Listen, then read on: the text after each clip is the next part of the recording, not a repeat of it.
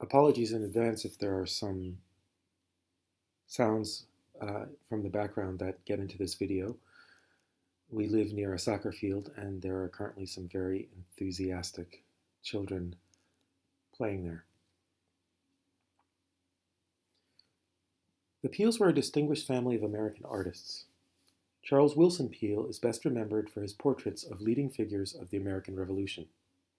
He painted portraits of Franklin and Jefferson and over a dozen of George Washington. His life-size portrait of his sons, Raphael and Titian, was so realistic that George Washington reportedly once tipped his hat to the figures in the picture.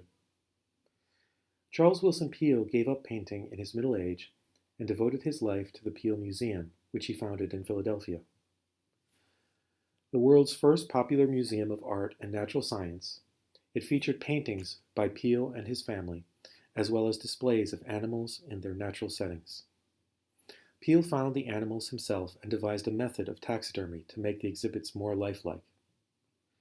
The museum's most popular display was the skeleton of a mastodon, a huge extinct elephant which Peel unearthed on a New York farm in 1801. 3 of Peel's 17 children were also famous artists. Raphael Peel often painted still lifes of flowers, fruit, and cheese. His works show the same luminosity and attention to detail that the works of the Dutch masters show. In the late 18th century, however, portraiture was the rage, and so Raphael Peel found few buyers for his still lifes at the time. His brother Rembrandt studied under his father and painted portraits of many noted people, including one of George Washington. Another brother, Rubens Peel, painted mostly landscapes and portraits. James Peel, the brother of Charles Willson Peel, specialized in miniatures. His daughter, Sarah Miriam Peel, was probably the first professional female portrait painter in America. Sorry, a couple small mistakes there. So I'm so sure that your reading and writing teachers are going to bring your attention to some of the vocabulary that you may not have encountered before. So I think distinguished is quite a good word. You can add it to your academic vocabulary journal if you like.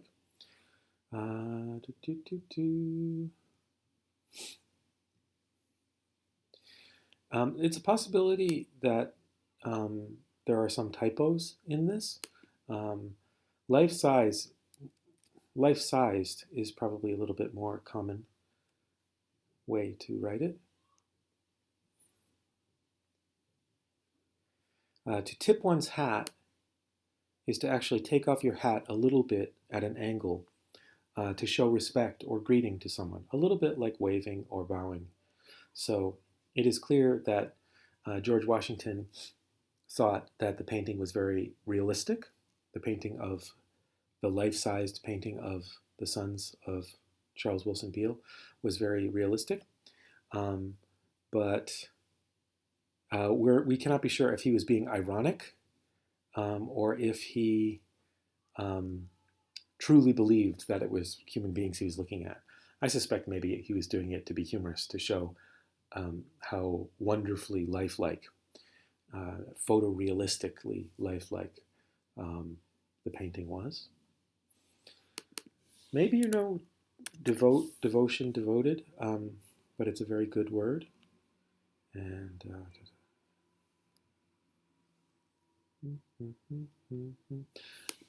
I mentioned in one of my classes about taxidermy, the process of taking dead animals, stuffing them and propping them to make them look as if they are alive.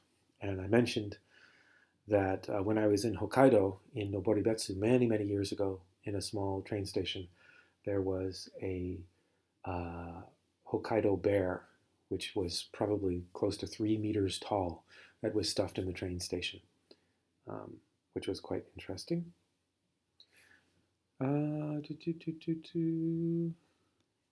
Luminosity, showing light or demonstrating light.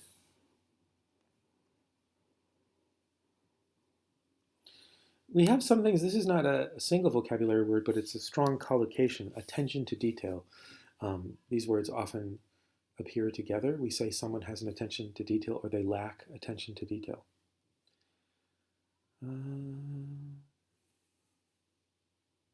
Miniatures are smaller versions of something. It's a specific kind of focus in art as well to make miniatures. But for example, Ashmore Sensei loves miniature models and model making.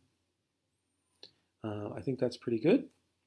And you'll get a chance to take a look at these questions with your reading and writing teachers, which are most likely Dua, Peter, DK, or Toma Sensei. But I'll just read them now as a listening practice. What is the main topic of the passage? The author mentions that Washington tipped his hat to the figures in the painting, lines 4 to 5, to indicate that. I kind of already explained that. The word settings in line 9 is closest in meaning to which of the following? For which of the following terms does the author give a definition in the second paragraph? Which of the following questions about the Peel Museum does the passage not supply enough information to answer? So you actually have to look very carefully at what is not there, what is omitted. Sometimes noting the absence of something is more challenging than the presence of something, especially if something is inferred or is inferable, if something is implied. The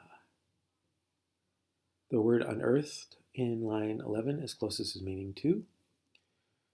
Which of the following words could best be substituted for the word rage in line 15? According to the passage, Rembrandt, Peale, and his father both painted. And finally, which of the following is not one of the children of Charles Willson Peale?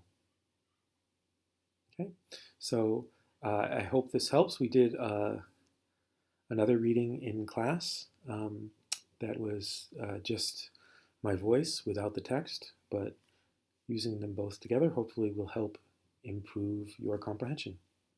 Thank you.